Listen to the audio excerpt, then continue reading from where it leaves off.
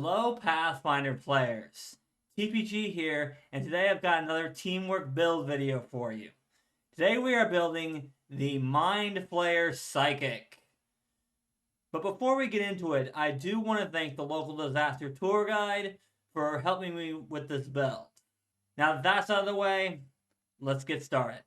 For our Ancestry, there's really only one that fits this build, the Flesh Warp. For our Heritage, we're going to pick up the Created Flesh Warp Heritage. This is going to fit with Illithid lore from D&D. Plus, we really don't need feats from other Ancestries, and there really isn't a teamwork option for a Heritage for Flesh Warp, so we're just going to go with the one that fits our theme. Anyway, for our first Ancestry feat, we want to take Deep Vision. There really isn't a good teamwork Flesh Warp Ancestry feat at level 1, so we're just going to go with the one that fits our theme again. And Mind Flayers have Dark Vision, so there you go. At 5th level, we're going to take Uncanny Awareness. This will give us motion sense out to a range of 30 feet. It's very hard to sneak up on a Mind Flayer, so this will simulate that. Plus, we'll be able to warn our party about ambushes rather easily with this feat. At 9th level, we want to take Gaping Flesh. If anyone melee attacks us, we can use this reaction to force them to make a Fortitude save against our spell DC. If they fail, then they become Sicken 1 or Sicken 2 on a critical failure. This is going to punish melee attackers that attack us with one of the best conditions in the game. And as long as they're adjacent to us, they're not getting rid of it. We don't want to get melee attacked, so this will give enemies an incentive not to melee attack us, and to move away if they do melee attack us. There are very few feats and abilities that cause the Sicken condition, and this is one of them, so we definitely want to take this. At 13th, we want to take Slip the Grasp. It is very bad for this build to get grappled. This feat will allow us to escape and then step or stride for one action. If we're getting grappled, we're probably near a melee attacker, and we don't want that. So this is just a way for us to get out of a sticky situation. Our last Ancestry feat is going to be Spew Tentacles. Not only is this a great teamwork option, but it also fits our Mind Flayer theme as well. We can cast Black Tentacles as an innate occult spell once a day. If used in the right situation, Black Tentacles is one of the best teamwork 3rd level spells in the game, especially if you can hit multiple enemies with it. But it's also one of those spells that you really only need once a day, so we don't have to spend a spell slot on it. We can focus on more mind-based spells now. So for our subconscious mind, we're going to go with Precise Discipline, because Mind Flayers are usually intelligence-based. For our conscious mind, we're going to go with Silent Whisper. That's the one that has the best teamwork options, including the amazing amp for message. Plus telepathy is kind of a Mind Flayer's thing, so of course we're going to pick that. For our class feats, the first one we want to take at 2nd level is Psychic Rapport. This is simply going to give us a +1 bonus on our Deception, Diplomacy, and Intimidation checks whenever we cast a mental spell, or are affected by one. Deception is a big part of this build, so getting a +1 to that will always be good. Next we have Psychic Beacon. If a target is concealed or invisible, this will help us point them out to our allies. Like if we have the See Invisibility spell and the others don't, then we can still point them out with this amp. Inertial Barrier is another feat that gives us an amp. This spell will allow us to protect our allies whenever we cast a Psi cantrip on them.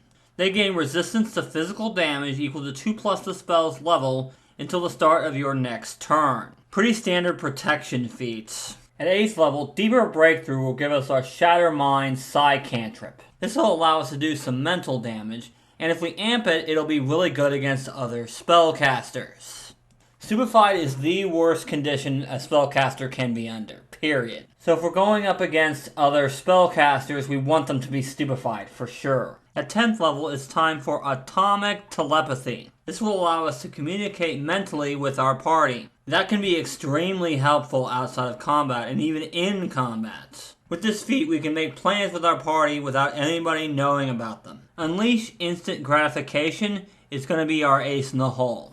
If we run out of focus points and we really need to amp a spell, this is how we'll do it. This does make us stupefied, however, so that's why we really only want to use this when it's absolutely necessary. Taking Shatter Space at level 14 will allow us to protect ourselves or an ally from melee attacks. If there's a melee attacker near us or another spellcaster, they're going to take 1d6 damage per 2 levels of the amped cantrip. This will combine really well with our Gaping Flesh Ancestry feat, if we use it on ourselves. This is just another way to keep melee enemies away from us. Conscious Spell Specialization will give us an extra spell slot of 1st, 2nd, 3rd, and 4th level, and in 2 levels we'll get an extra 5th level slot as well. A psychic may focus on cantrips, but it's always good to have more level spells as well. At 18th level, we'll take Deepest Wellspring. This will give us 3 focus points back whenever we refocus. That means more amped cantrips, which is always good. And the last feat for this build is Dual Amplification. This will give us 2 amps on the same side cantrip for 1 focus point.